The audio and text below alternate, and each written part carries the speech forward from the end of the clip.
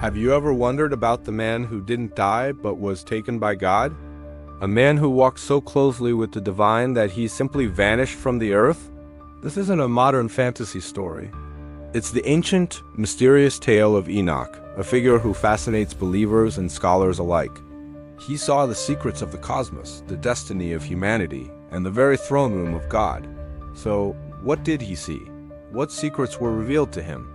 And how did he achieve this incredible relationship with the Almighty?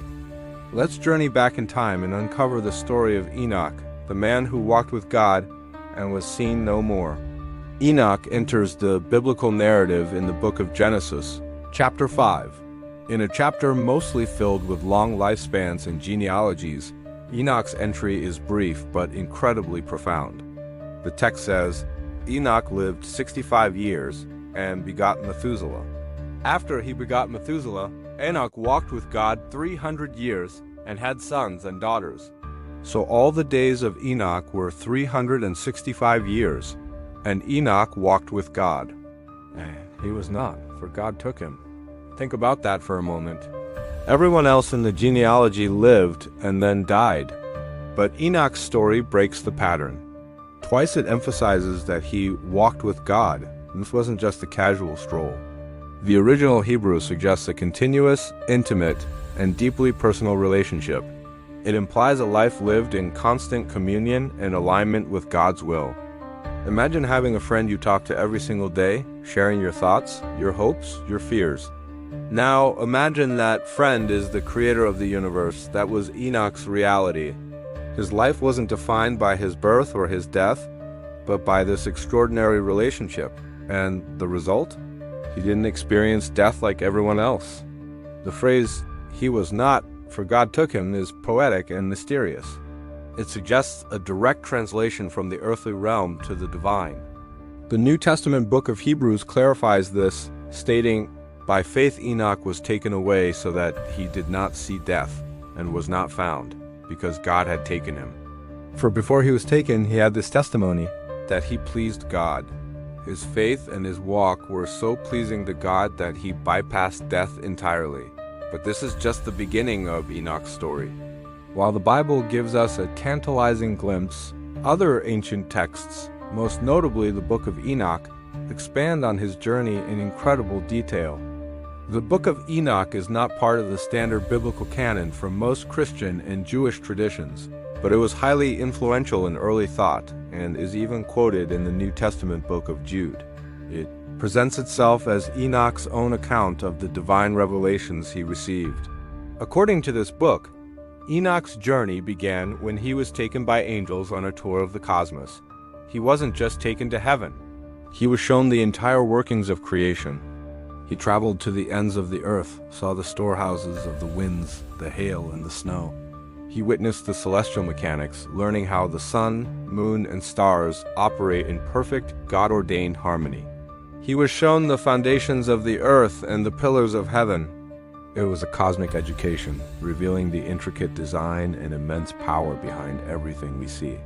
One of the most dramatic parts of the book of Enoch concerns the Watchers, as they were a group of angels who, according to the text, descended to earth, took human wives, and taught humanity forbidden knowledge, sorcery, warfare, and vanity. Their offspring were the Nephilim, giants who filled the earth with violence and corruption. This is an expansion of the brief and cryptic account in Genesis chapter 6. Because of Enoch's righteousness, he was chosen by God to be a divine messenger. His mission was daunting: to go to these fallen angels and pronounce God's irreversible judgment upon them. Imagine a mortal man standing before powerful celestial beings and delivering a message of their eternal doom. Enoch described their pleas for mercy and his role in carrying their petition to God, only to return with the final, unchangeable verdict of their punishment. This part of the story establishes Enoch not just as a righteous man, but as a prophet and an intercessor, a bridge between the human and the divine. After his mission to the Watchers, Enoch's journey took him even higher into the heavens themselves. The book of Enoch describes a multi-layered heaven, a concept common in ancient cosmology. He ascended through various levels, each more glorious than the last. escorted by angels like Michael, Gabriel, and Raphael. He saw the places being prepared for the souls of the righteous after death-beautiful, light-filled dwellings where they would await the final judgment. He also saw the grim, dark places reserved for the wicked, a terrifying vision of the consequences of a life lived apart from God. This journey through the afterlife provided Enoch with a profound understanding of divine justice.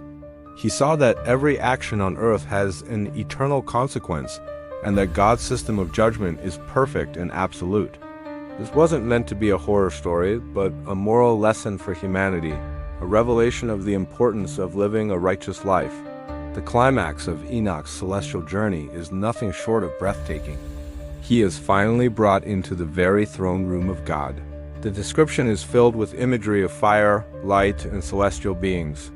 He sees seraphim, cherubim, and Ophanim, thousands upon thousands of angels surrounding a throne of intense, unapproachable brilliance.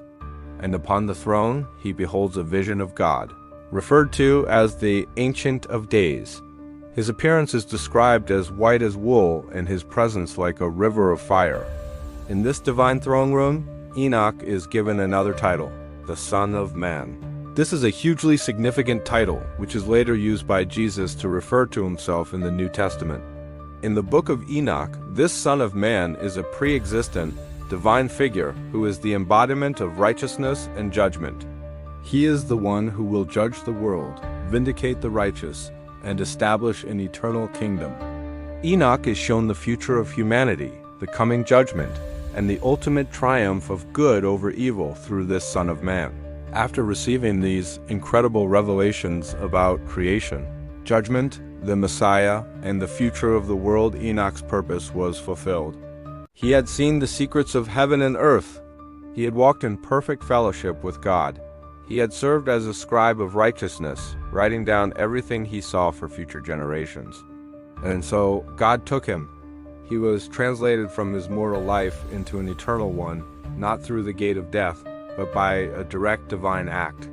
What is the ultimate takeaway from the story of Enoch?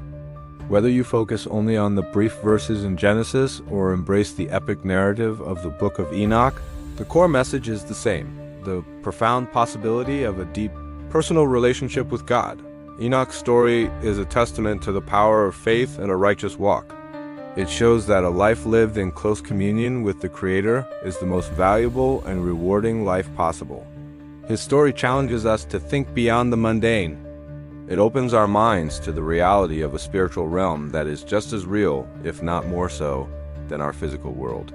It reminds us that our lives have an eternal dimension and that our choices here and now have consequences that stretch into eternity. Enoch wasn't a king, a warrior, or a great builder. He was simply a man who walked with God, and that made all the difference. His legacy is not in monuments of stone, but in the timeless inspiration he provides for all who seek to know God more deeply. He is the ultimate example of a life so in tune with the divine that heaven itself reached down and brought him home. Thank you so much for joining me on this journey into the incredible story of Enoch. If you found this as fascinating as I do, please hit that like button and subscribe to the channel for more deep dives into ancient mysteries and powerful stories. Let me know in the comments what you think about Enoch's journey. Do you believe he saw heaven? Until next time, walk in faith.